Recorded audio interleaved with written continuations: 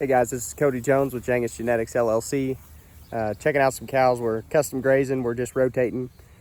A lot of people, they ask, how long is it going to take? You talk about moving cows. That takes me 7 guys, 3 4-wheelers in 2 days sometimes to get all that done.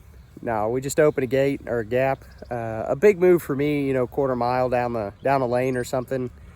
As long as you got good healthy animals that are good on their feet, 5 minutes a day is probably what we average on the actual moving. We got to check the water. Sometimes I got to move a water tank, depending on how you have this all set up.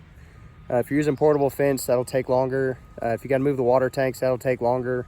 Other than that, we're just dragging the mineral feeder, checking the water tanks, making sure the fence is hot, open a gap, let them through 5-10 minutes, and that's it on a daily move. So anyway, just wanted to share that with you. If you're interested in rotational grazing, once you get your permanent fence set up, 15 minutes if you're going to subdivide or something like that, check the water, move the water, whatever, less than an hour a day for sure. So we just moved 80 head through, took me about 3 minutes, and they didn't have very far to go, but I just opened a solid gate, got a good count, made sure nothing was limping or no eye problems. Usually if you have an animal that's struggling, they'll be towards the back. So that's always, whenever you count them, move them slow, stand at the gate, let them know who you are.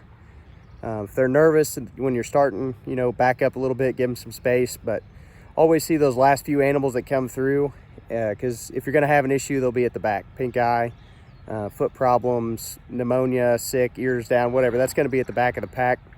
So if you got a problem, you want to be able to address it. So it's a great way to be able to see your animals every day, increase that average daily gain, fresh pasture, decrease your worms, let your back pasture rest.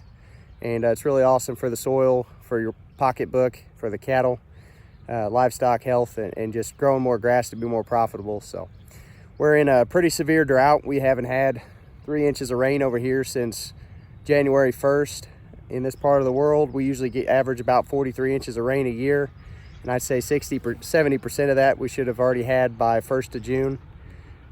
So we still have half a month in May, but you can see this ground here. It's been rotationally grazed, not by me, but by the people that set all this up before I got here. So I'm able to step on this and see this probably been rotationally grazed for 20 years, and it's 6 times better than what I've been doing for 6 years at home.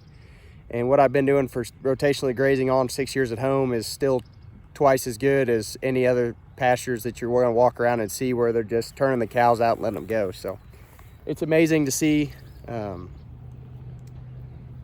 They're already gone. They're making a lap around the paddock. They got their heads down grazing. So anyway, there's my short for the day, rotational grazing, checking your cows. It's definitely working for me. So thanks, guys.